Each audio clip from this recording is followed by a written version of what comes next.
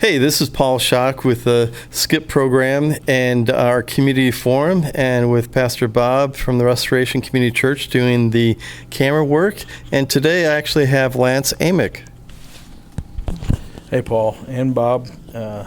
Thank you for having me. Look forward to working with you today. We have a little situation where this mic, we have one mic, so we're trying to work through it, so just bear with us. One of the things that Lance has gone on to becoming is the new Scott City Superintendent of Scott City School. And with that, we're going to be interviewing him and getting to know a little bit about him and about his background and about his experience. So, Lance, first off, I would like to ask if we can actually get a little bit information about you, how you, where did you grow up, and what your background is. Yeah, thanks, Paul. So, I was born and raised here in Scott City. Born in 1981, grew up over in Ilmo on Olive Street, and as I became and transitioned into high school, we moved over to the west side of town into the Keeley Street area. So graduated here in 1999, came back to work here in 03, 04, and starting my 22nd year. So done a little bit of everything here, from teach and coach and drive a bus to serve about any committee that you could serve on. And I was a principal in the high school 6 years ago, and now transitioning to central office. So really excited to do it. That's wonderful. I mean, one of the things that I find that's really interesting, as you had said, that you grew up in this town, and you went to, I take it you went to SEMO? Yes, sir. And then you came back this area. Could you tell me a little bit about, just so we have an idea of your experience growing up in Scott City and how that might have influenced where you're at right now? Yeah, so growing up, my dad owned a local funeral home here in town, and from as early as I can remember, we were always involved in some kind of sporting group or organization here in town. And back in those days, you rode your bike everywhere, and you didn't have any cell phones or any of those kind of things. But I just grew up with a group of friends that we were always busy doing something, and those experiences from years back just, I think, really kind of mold the fabric of who you are today. And I wouldn't have traded growing up here in town for anything that anybody else talks about or anything else. So as far as I knew it, we were the luckiest people in the world. So what was some of the things that you can remember back then? I mean, you just saying that you had a group of kids that you grew up with, you did sports with, and you experienced a lot of interesting things in town. What are some of the experiences and some of the things that had happened in your childhood while doing that? I know that it's sort of odd because a lot of people look at you as a principal, and they don't think about you at their age or going through some things yourself. But what are some of those things that you did as a kid growing up in the town that they're going to school in, that they can actually reflect upon and identify with? Yeah, I don't know, you hear a lot, well, there's just nothing to do here in town. You get that a lot when you hear from kids in school. I just didn't have that experience. Like I said, I guess when you were in those times, it was a little bit harder to connect with people. You had a phone that sat in one spot that didn't kind of follow you around. So maybe you had to work a little bit harder to find people. You call and somebody's not there, then you had to get on your bike and go find them. They're supposed to be here, or maybe they were at the park, or maybe they're at the ballpark, and you just rode around till you find them. And then, of course, back in those days, it was more common to be outside, or I feel like it was. It just don't seem like you see as many people outside nowadays, but maybe it's because we didn't have all the things inside to do. So I don't know, in a way, I think some of that created kind of the work ethic, because if you wanted to find something to do, you had to go find it. And if you didn't, I guess you just sat around your house and figured out something else to do. But, like I said, it was never an issue for me to, or the people that I ran with to, there was always something to be done, and we were going to go do it and find it. And like I said, I wouldn't change that for anything, but maybe growing up with those circumstances, you learn to be a little more resourceful. I think today's we have, I don't know if it's easier, but, there's more efficient ways to get a hold of people, and it seems like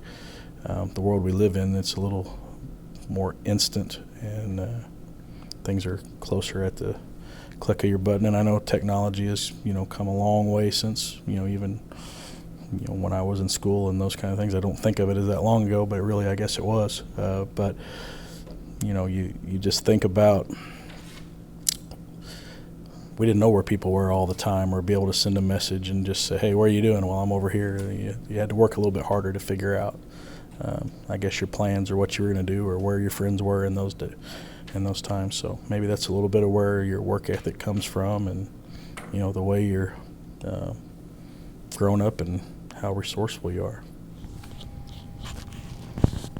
I think you're right. I mean, back then, during that time, punctuality was actually crucial, because you had a hard time communicating and getting a hold of people. So I know that you have a big history and a background in sports, and you were just saying that you had, as a kid, always doing sports and interacting with your parents and your family, dealing with sports. How has that been as a guide for you today, developing where you're at? And also at the same time, what I like to ask is, how did that merge you into going into education? Yeah, so I think the parallel between sports for me and just an ordinary person that maybe doesn't even like sports, I think as a school, the opportunities that we have outside of education really are important to draw people into this building, because, I would say most people, if they were honest, that there's not 100% that you're just ready to come into this building every day and educate themselves, especially after, first couple months and some of the newness wears off. So you need those extra things that maybe help you get out of bed in the morning to go do, whether that's theater or whether that's band or whether that's art, or, maybe it's just a role model in the building that, that you like and you see outside of your parents that, hey, I'm excited to go do this thing every day, whatever your thing is. That's why we're really open to, any new ideas or, new programs that come about. Like we added esports here last year. We have a theater program. We have lots of clubs, and I think the key thing is to trying to get a child to find something besides education that they like, that maybe can help them get out of bed. And for me, that was sports, amongst other things. I do other things besides sports, but I would have definitely said when I was in high school, I came to school to play the activities that I was involved with, and I did a little school too. I was raised in a home where education was important, and if I didn't meet that expectation, there was somebody at home that was, less than excited about that result or disappointed in me, and both of those are really, things that can drive motivation for a student. So, if you've got somebody that cares about you and holds you to a high standard, that's always important, and something as you get older you'll look back on and be glad that you had.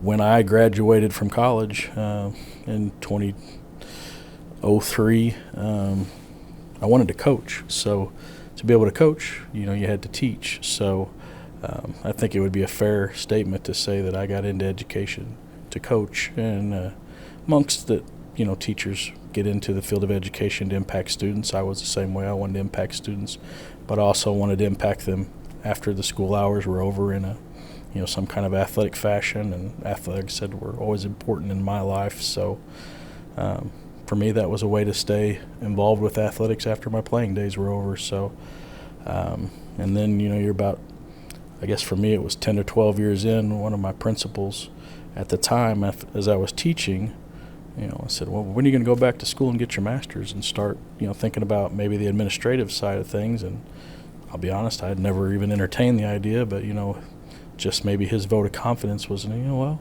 maybe that is something I should think about. And so I did. I went back, got my master's, and lo and behold, an opportunity, came up, and I felt like it was the right time in my life to see about that challenge. And at that time, the board was, excited to have me, and I was excited to be there. And then, this opportunity came. So. And you look back at your educational path, and I don't know that you ever look at it and go, this is exactly what I wanted to do, but those were kind of the markers for me. Like I said, when I got out, I knew that I wanted to coach, and then coaching kind of took me into leading people. And each step that I've made, you kind of put more people under your umbrella. And for me, I just enjoy working with people and trying to help people achieve the best, or reach their potential, or whatever it is. And when you get in positions of administration, it's about serving people, and that's every step I've taken. I could serve more people, so that's always exciting for me. So that's wonderful. I mean, I think as you were talking about sports and coaching, I'm going to have two questions. First, how did you actually go from going on to SEMO and then coming back this way to actually teach, and why did you come back here to teach and coach? And then the other thing is, when you're talking about coaching and developing things as far as a leader and with youth, can you talk a little bit more about your coaching style and how that affected some of the kids coming back and just working with the kids instead of you getting coached?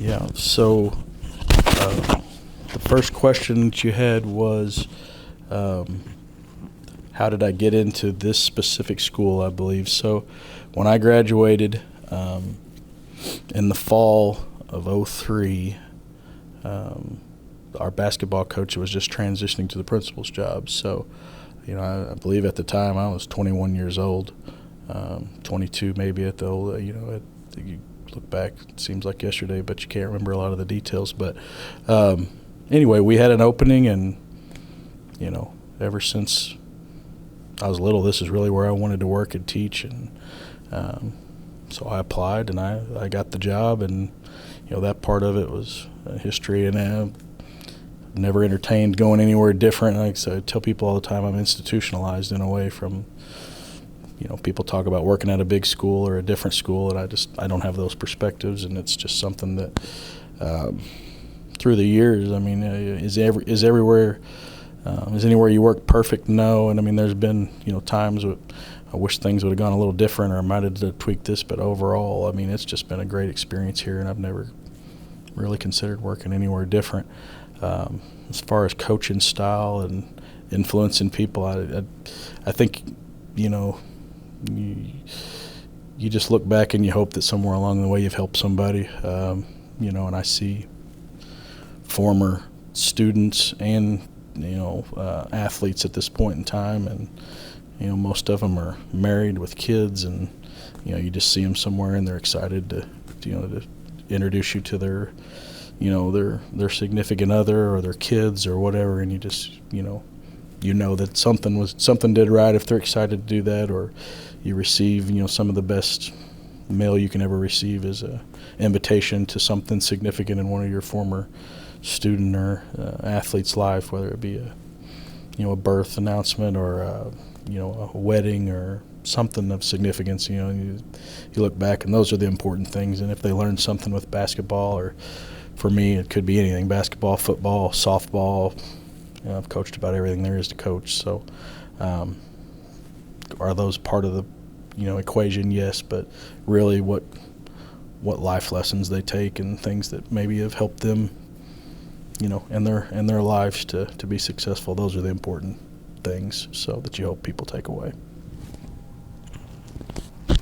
I know that you had said to me a while back that when you were a principal, you had actually ended up being the area director of area principals. Is that right?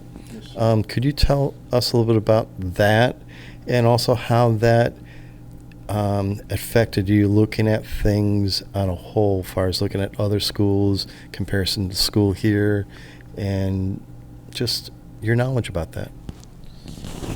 So, Missouri Association of Secondary School Principals is the association that, if you're a high school principal, you can get involved with. That do many things. They advocate for education. They hold monthly meetings to collaborate. It could be any of those kind of things. But a couple years into my principal tenure, John Boyd, who's a principal at St. Gen, and he's our state representative for our area from OASP, said, hey, we've got a vacancy for the president, and you're a really good communicator. You're efficient with your response time, and just always intentional about getting back to people, and you know everybody, which you don't ever think about that, but playing in the area, coaching in the area, I officiate in this area. I'm at a lot of different schools, so I do have if I go into a room, I normally know a lot of people, and I consider myself intentional about trying to have resources and relationships with people, because I'm never a fan of reinventing the wheel. So if I have a good relationship with somebody and I've got a question, I'm never afraid to ask. And those perspectives are important. What may work for you may not work for somebody else. But if you've got a problem at your school and you reach out to 5 or 6 other people to bounce an idea off somebody, that's valuable. And again, it may not be applicable into your school, but it gives you context and it may help you work your problem. And that's, for me, that's why I was interested in doing it. And I would encourage any administrator to make sure you get involved with your local, associations, because there are people out there that are willing to help and want to help. And, just the communication piece alone, we had from Festus to basically the Arkansas border and as far west as Clearwater, you could pose a question to 150 people. If you had a current issue that was going on, or a topic maybe that was hot in education, you pose that question, and before you know it, you get 30 people responding. And number one, it provides you with some perspective. Like, you're not the only person going through these battles or fighting these battles, because sometimes, you think, well, this problem's only in our school, and it's, 9 times out of 10 it's not. Somebody else is dealing with the same thing, and then you can kind of brainstorm with those people and then get some valuable input to help. And for me, that's what was important, and I felt like more than anything I was obligated to try to get out and have that network of resources to be able to pull from, because like I said, when they tell you in education that people are there to help you, whether it's at the state level or the local level, there are people, if you just pick up the phone and call, they will help you, and they want to help you, and that was refreshing. So that's wonderful. I think the other thing, I would say from that, you had said that you were developed and coached into going into administration. But the other side of it is, how is that transition going from being a teacher and a coach to being a principal? And what's the difference, and how do the kids and parents look at you differently? You never really know when you're immersed in something what the perspective is that, and frankly, I just always go back to, coaching and teaching and administrating are all very similar, as far as you just try to do what the best you know how to do. And if you can go home and look in the mirror and know that you did the right thing or tried to do the right thing, that's really the only person that you can try to validate those feelings with. But as far as the transition for me, there's a lot of parallels between coaching and being an administrator. You're just doing it on a different scale. You have more people kind of under your umbrella, and it's a different different line of work. You have to learn some of the content that you're expected to know as an administrator, but then it's really just managing all of those contents and those disciplines and those expectations. Your structure of your day is very different. As a principal, you're going to make pretty much your schedule. Some of your meetings and different things are going to drive those, but as opposed to I've got 8 hours and this is the class is coming, there's some variance in that. But for the most part, there's a lot of parallels there, and again, you're always gonna. For me, it's simple. I try to always draw back to I was a teacher once, what was important to me then, and not lose that as you move up, because number one, nobody's more important than any job, and people always tell you that as a principal. I know you're busy. Everybody's busy. You're busy, and my time is no more valuable than yours. I may have a few different obligations that I'm obligated to do. You are obligated to teach students, and I'm obligated to make sure you have the resources to teach students. And but everybody's busy. Everybody does something with their time, and to me, that was just important when I went, was not lose that perspective of what was important to me when I taught. And I always tried to carry that with my communication piece. If I sent an email to my principal and I didn't get a response for 7 days, that was frustrating. So I tried to never make that happen, even if it was like, hey, I'm immersed in something and it's going to be a couple hours or 3 hours before I can get back to you, but your problem is important to me and I will get back to you. Those, I think it's always important to connect back to what was important when you were in that role to how you want to be, viewed in your current role. And then you can just always back to, like I try to tell people, if you're passionate about loving and serving people and treating them as though they were one of your people, whether I always tell teachers, if you had a kid in a school and this was the same circumstance, what would you want your kid to have done to them in that spot? And if you can answer that question and go, that's exactly what I want, your answer is right there. You try to do the best you can. Do we all lose our, way every now and then and become frustrated and, wish we'd have done something else? Sure. But if you could just break it down to that simple premise, like what, love and serve people and treat them the way you would want to be treated and your kids to be treated, it can really be a simple mantra or premise to go by. So I think that's a good example. I mean, I know that a lot of the teachers, doesn't matter what school you're in, there's a lot of pressure. There's a lot of things that they have to deal with, a lot of responsibility, a lot on their shoulders to carry. It's not only the kids, it's also the parents, and it's the administration, and it's the community itself. So that's a lot to deal with. And from that, I would actually ask, as a principal, how did you actually deal with, one big thing is the parents and the child. I mean, because that's a big role that you have as a principal, and how to balance that, whether it's a good thing, whether it's a bad situation that happened. How do you balance that so that the parents and the child feel like it's a fair situation? Yeah, those are always questions that pop up and question. But again, I think you go back to, you try to do the best you can, and you're never going to make everybody happy. So if you try to merge all the worlds together and then do the best you know how to do, and that's a premise that we can always go back to.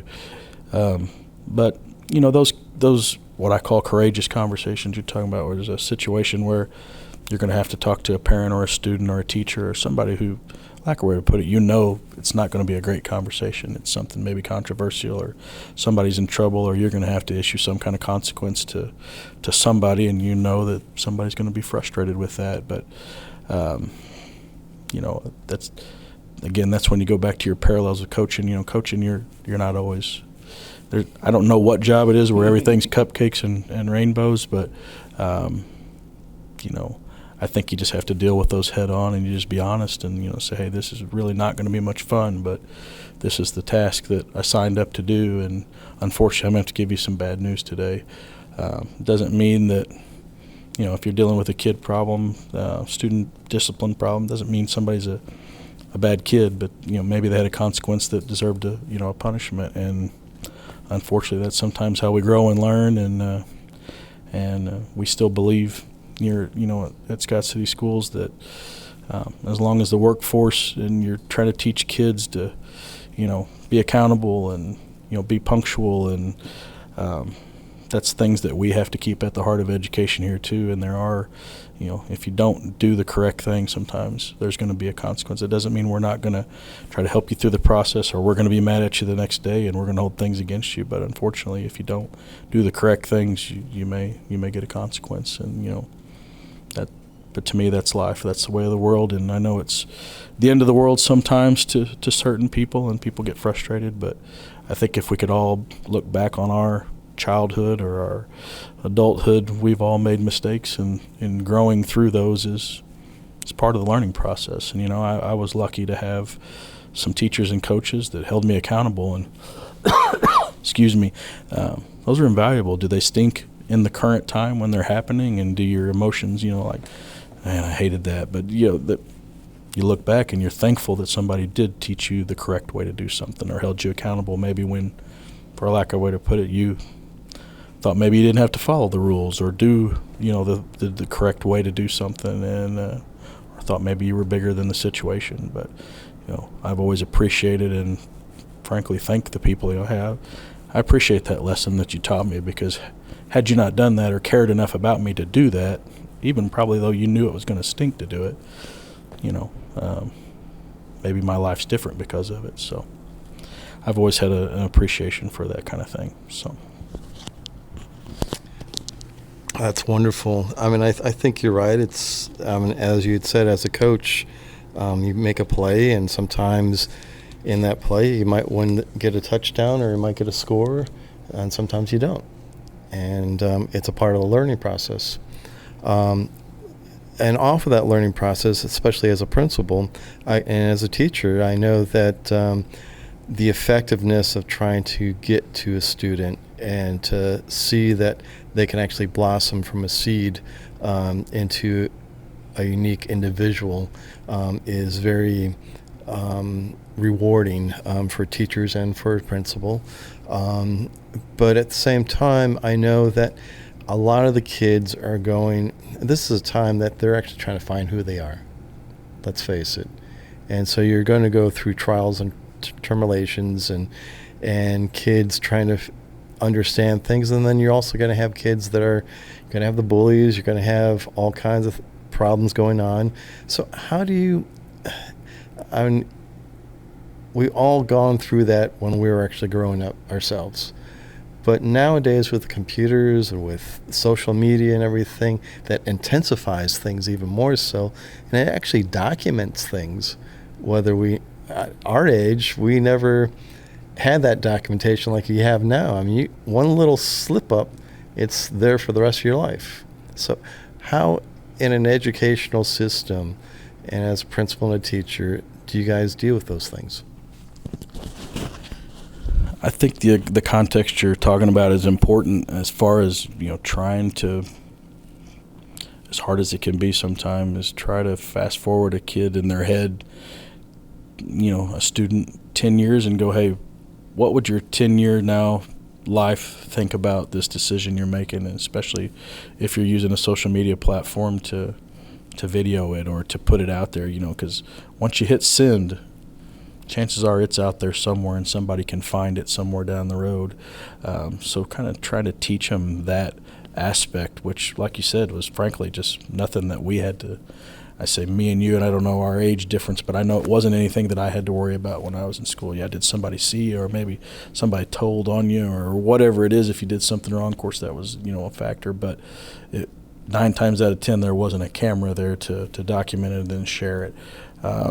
So there are problems that are unique to these. And then, the adults that are facilitating these, frankly, a lot of times they're not used to them either. So we're trying to learn with them and, educate them the best we can. And I think, you try to pull from the resources you have in-house. And if you don't have resources in-house, you're always trying to learn and grow new techniques to teach them some digital citizenship or social media, citizenship. And then, unfortunately, as the world progresses, people are going to do things wrong, and you try to, again, I think we live in a world where people try to make it easy for everybody, not in a bad way, but, we want to find the best scenarios for everybody all the time. And, even whatever sector you get in, if this is not successful, I'm going to move them to this one or that.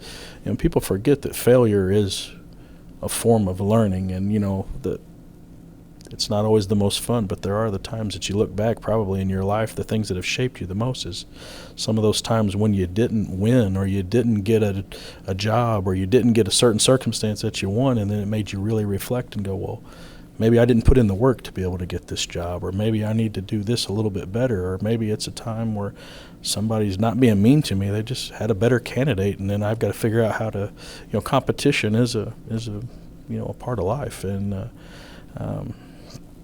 just because you didn't win didn't mean you do the best you can. It's just maybe somebody else was better or whatever. But some of the best lessons you can learn through those if you'll use them the correct way, because I don't care who you are, you're not going to win every time you take whatever field or event or job setting, whatever it is. You're not always going to be the successful candidate, or you're not going to win. And if we try to create that false narrative for kids, or we're only going to put you in things where you can be successful or be, I think you're really taking something away from them that's, a huge part of probably who they're going to be one day.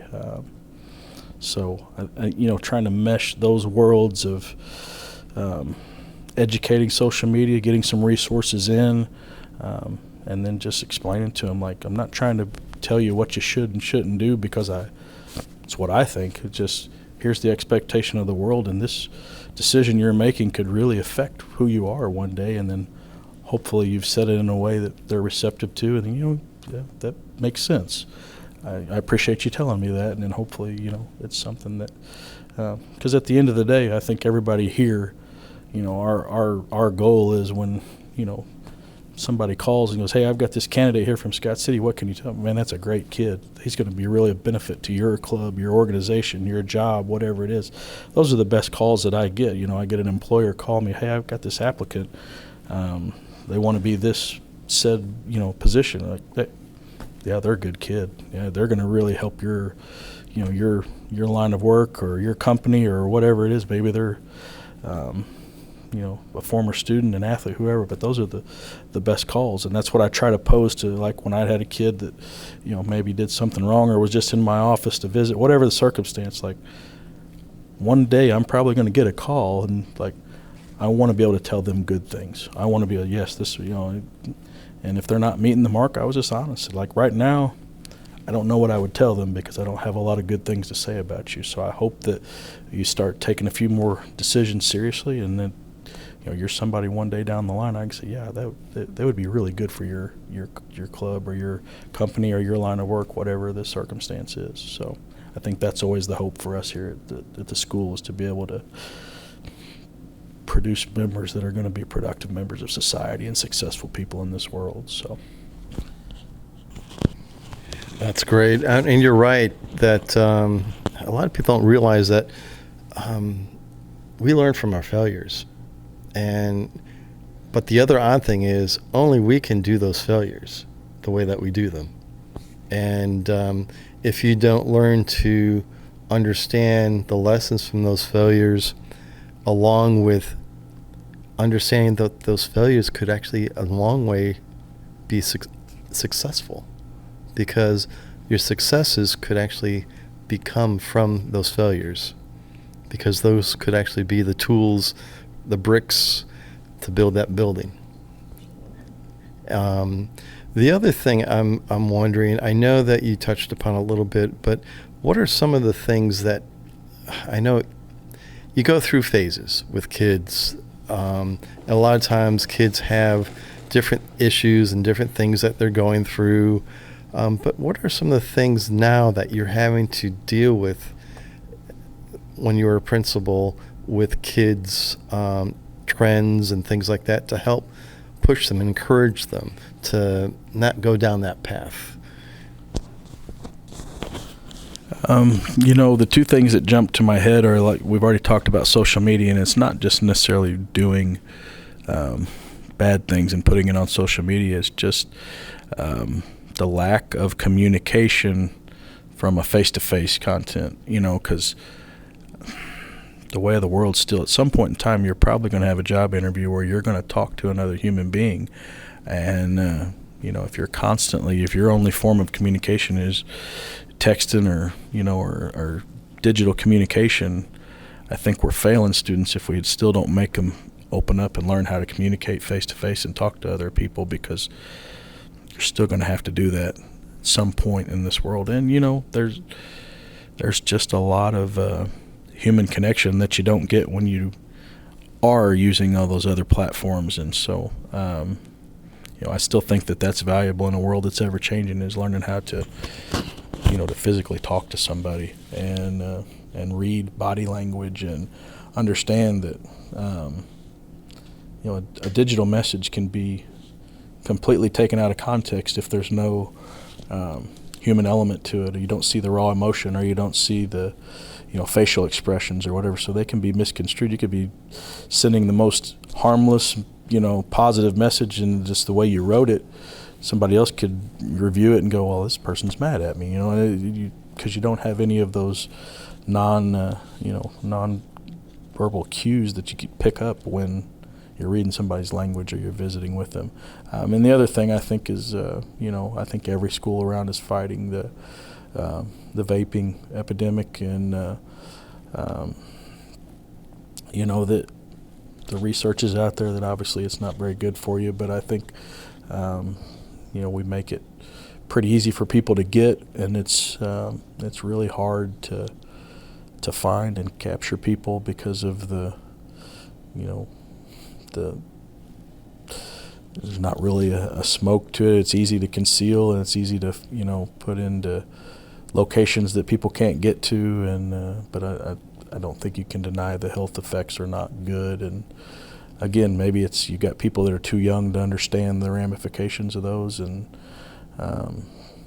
it seems to be a problem everywhere, and in about every school you talk to leaders at, that just getting people to understand that what you're putting in your body has a lasting effect on you. So maybe we can hopefully find some successes in there somewhere, but it seems to be a problem about everywhere you look. I think you're right as far as the vaping situation. I mean, a lot of times there's things that kids don't realize that some people might put in their vapes, and can cause and affect them right off the bat, and in a bad way. But the other thing, as you had said, as far as social media, you're right. Kids need to actually be able to have the interaction, and a lot of times people don't realize that what you write might not be taken the same way, and that's true. I mean, myself being dyslexic, I have to watch what I write, because when I send it out, automatically I have to make sure I didn't offend somebody, because it might be something totally different than I actually thought it would be.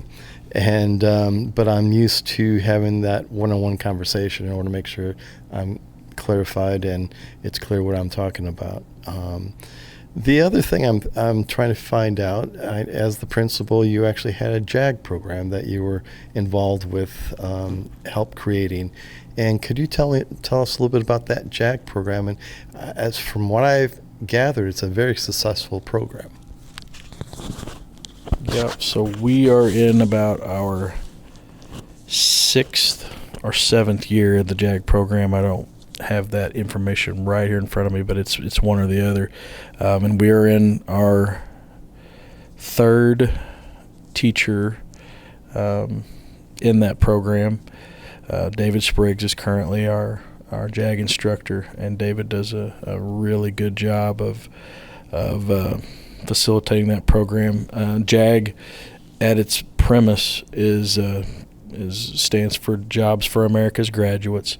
the point, and JAG's been around a really, really long time, but the long story short of why it's been kind of rejuvenated is Governor Parsons and his wife were big advocates of the JAG program, and they kind of resuscitated it at the state level, put a lot of funding out there to kind of rejuvenate it, and we took advantage of it. It's similar to a grant. So the state provides us some money to support it, and it's just something that we felt like it was important with our community and the makeup that some of the barriers that our kids have.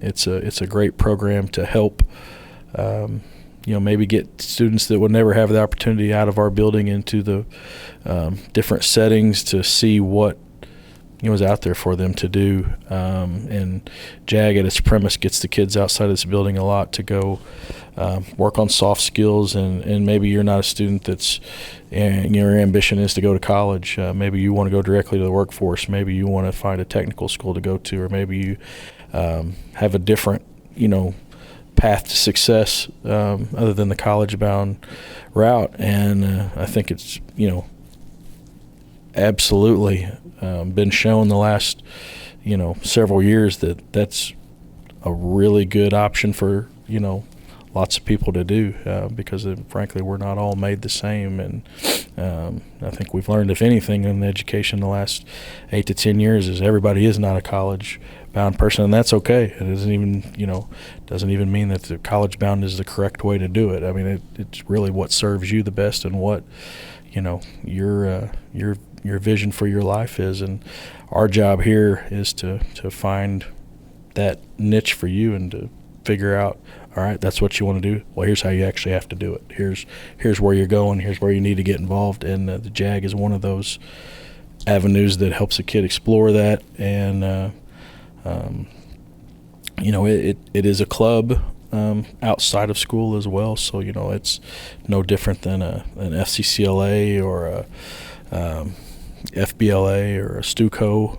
One of those spots that it's, again, just another program that hopefully somebody goes, what, I want to be a part of that. And maybe it's that extra incentive that helps them wake up in the morning and be excited to go to school. And I know David Spriggs is that guy for a lot of people. He's a fan favorite when it comes to staff. David is an infectious guy from energy and always smiling, and is good to kids, so good for kids. So we're excited with the what he's doing with the JAG program and just that program in and of itself. So.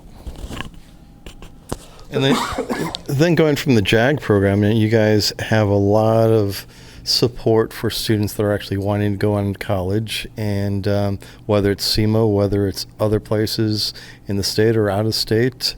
I know that you guys try to help the students out with scholarships and other funds if they need it.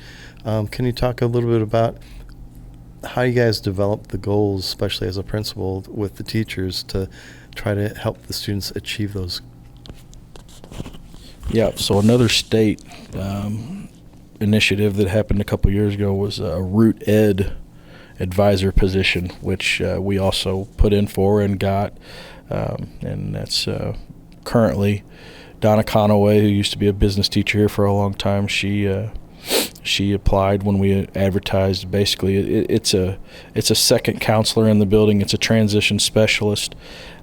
Basically, Donna is tasked from the time a student's a freshman to develop a career path for them, and then does everybody know what they're going to be as a freshman? No, but she revisits that often, and then really impactful in their junior and senior year.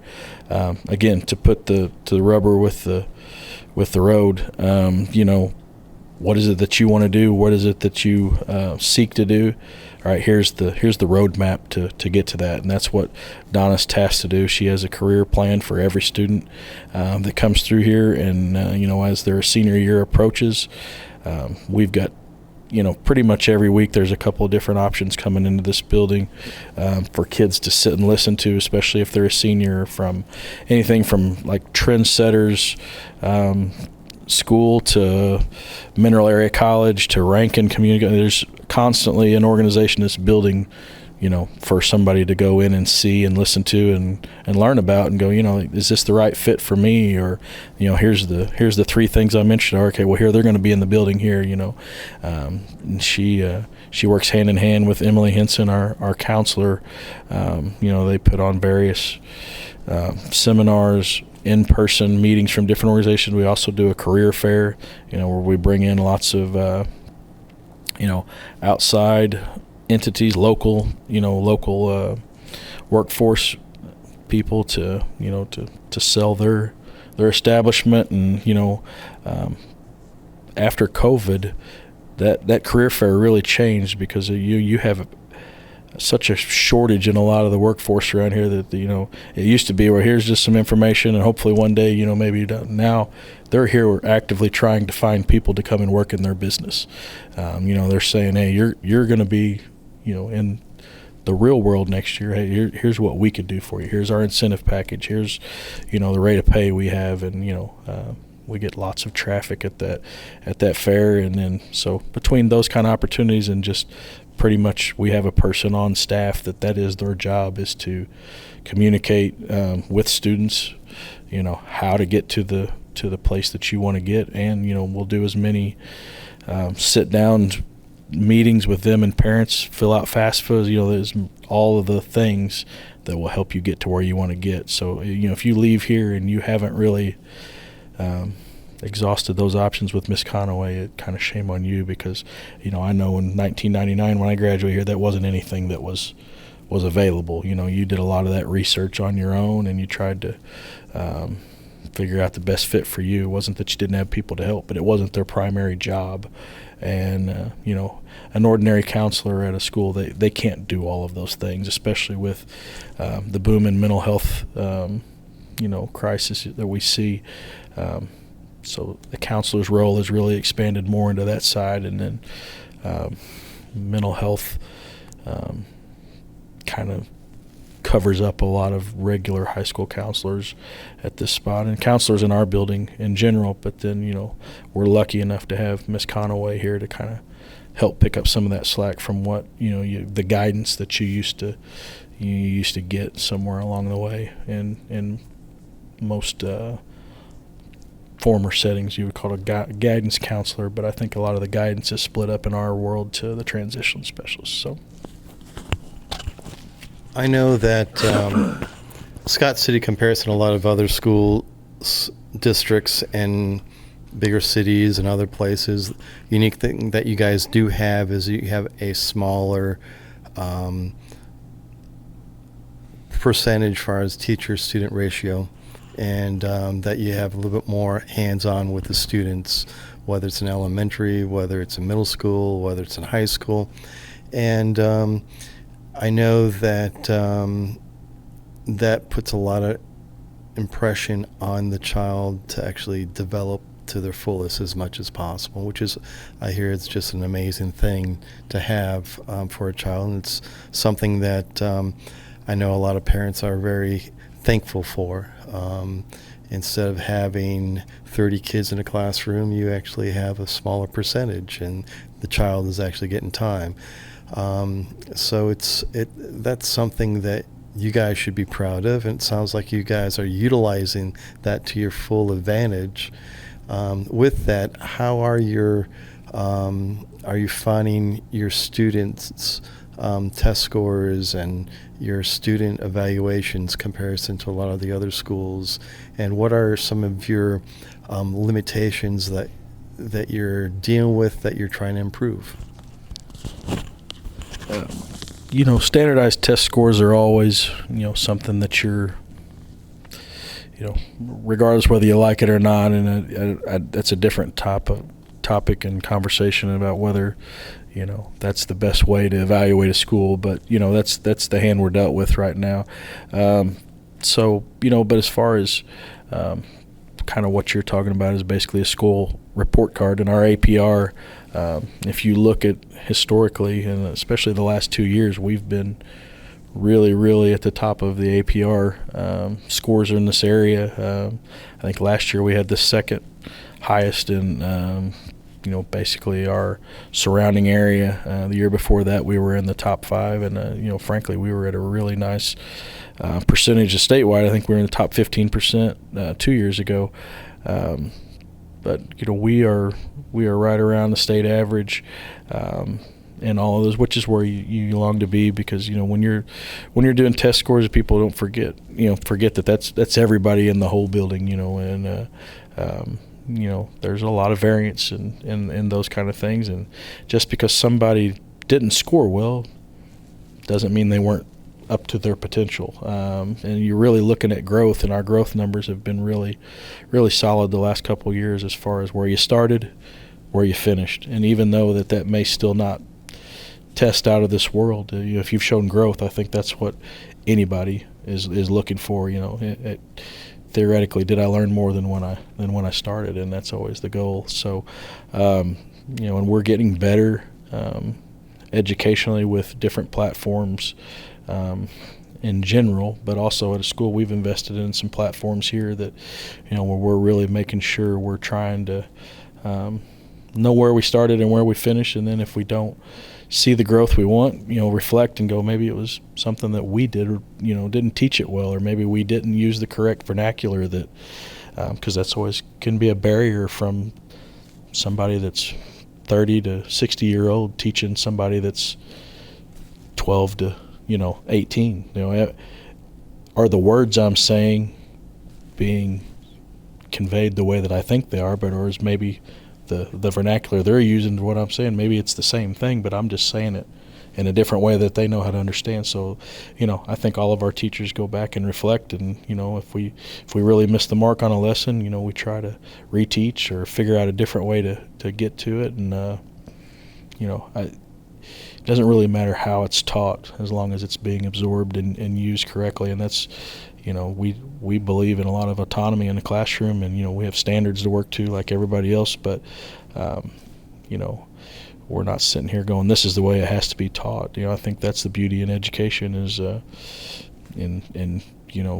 every student learns different too, and so that's part of the beauty in education is learning how each student you may have to zig on one person and zag on another, and that's we're learning to sometimes breaking down in those small groups and teaching the same skills but maybe a little different to each person is something that I think many years ago that was just not a fundamentally practiced way to teach, but now it's very, very common. You go into a room and you see 3 or 4 small groups and get one thing being taught, but it could be 4 different ways because you're really taking into account the way that certain students learn.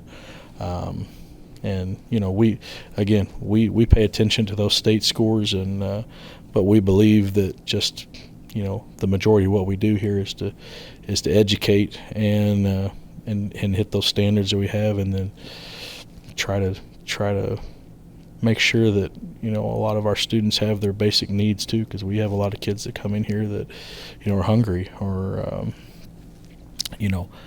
maybe don't have a working washer and dryer at home, and if you don't have those foundational roots, how can you be expected to learn math? So that was a big thing for Mr. Umfleet a couple years ago when we added a social worker. So Stacy Kilby is our social worker, and she does a really good job of trying to find those those need areas and making sure that we hit those basic needs before, like I said, if you're hungry and you're tired and your clothes are dirty, I don't know how you can be expected to learn math without those basic needs met before that. So people forget that sometimes in the schools that's not just our job to educate. We've really become a lot more than that, and right, wrong, or indifferent, it's the task that we have, and we take it very serious and try to make sure that kids have all of those things along with some education as well. So that's great. I mean, I think the thing that you were talking about is, as a principal, going from the principal, you were actually an assistant coach. And now you take the next step, and now you're actually the coach of the school district. So, and you sort of talked to me earlier about that you're taking it as need base, trying to understand the scope of the field before you start making your plays. But can you talk a little bit about that next step and how you got involved in making that next step? Because that's a big step. Yeah, again, I don't know if that's something that 20 years ago you just said to me I ever would have even been on my roadmap or a vision of mine, but I think that's just part of the natural progression of life, and a lot of it just the timing was right, and I felt like it was a challenge that I could meet and was excited to try, so went for it. But I'm not a big believer in I know it's kind of the politician's way or the political way. I'm gonna do all of these things, and I'm gonna do them really quickly when I get into office. People ask me that about my goals all the time. Like I think it's negligent to just go, I'm gonna do all these things, and I don't really even know what's going on. I don't know the ins and outs of the job. I don't know the budgets. I don't know all of these things. So when I take over July 1, I'm very cautious to say, let me get in and figure out, the lay of the land before I tell you what I can actually do with the lay of the land. But, just some simple goals is, and they're not going to be any impactful things or anybody's going to want to take away. But, I think you just do the best that you can. And then if you find things that you like, hey, I think we can do better at this, you work your tail off to try to get them better. If you find things, you say, hey, we're doing these really well, you just hope to keep the ship righted and make sure people have the resources they need to keep those up to the same standard that they were before. I'm very lucky to take over a school district that, for lack of a way to put it, was in a pretty good spot. I think by anybody's expectations, Mr. Umfleet met and exceeded a lot of those. And, some people take over a spot that, underperforming or, budgetary problems, and that's not me. And I take over with a good circumstance where I've got, Mr. Umfleet who comes in and meets with me regularly to help ease that transition. I've got all kinds of resources around that I'm not afraid to ask because, like I've said many, many times already since July 1, I don't know the answer to that, but I will figure it out. So I'm not afraid to say those things because I'm just not I'm not going to lie to somebody or fool them and say, yeah, I'm just going to make up this answer, and it's just not a way to operate. So if I don't know the answer to something, I'll just tell you I don't know the answer, but I will figure it out because I've got a network of people and I'm resourceful. I'll find an answer, and I understand it's important to get an answer and tell people correct answers. So I would rather get in and figure out what's going on before I just say, yeah, on a whim, yeah, we're going to do all these really cool and fancy things when I don't really know whether I can do them. So I know that's probably not what you wanted to hear, but that's frankly who I am. That's understandable. I mean, I would say that the underlining thing that from what we've talked about, that you're wanting to make sure that the kids come first. And then the other thing is all the outside clubs, sports, and things like that you want to have there to be supportive for the kids if they need that, along with the support for individuals to develop their career, their life, their goals in life. And I think that a lot of these things that you're talking about, have been talking about, are things that probably the parents want to hear, just to understand your background, understand where you're coming from, and understand what the kids are going through themselves. And I think it's a very unique opportunity for them to get an insight on you.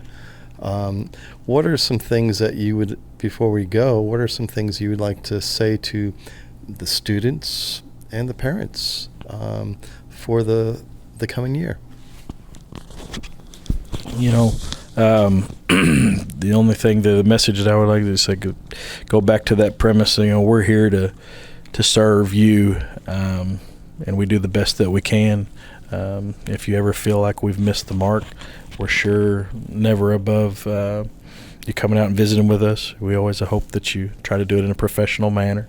There are communication pieces out there to get a hold of us, and we would love to sit down and talk and figure out a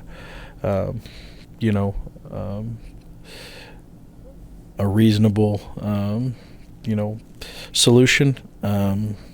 But I think sometimes there's this expectation that teachers just know everything and they have all the answers, and they're just ordinary people too, just like everybody else.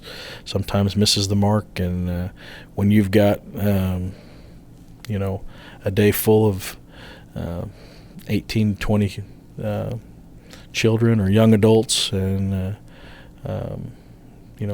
one of those interactions may go poorly in a day, and I think the key thing is the next day it'll be a clean slate, and come back and you reset and you do the best you can the next day. And just like everybody else, teachers miss the mark sometimes too, get way more right than wrong, but if it is the time where you need to come out and talk to somebody about it, we always encourage you to come out and visit with us and put the heads together, and we'll find a good solution. So. Well, I would like to thank Mr. Amick for his time, and it sounds like the number one thing is the education of the child is the first and foremost thing. And we look forward for your future endeavors as the superintendent of Scott City School District. Thank you very much. Thank you for having me. Sure appreciate it.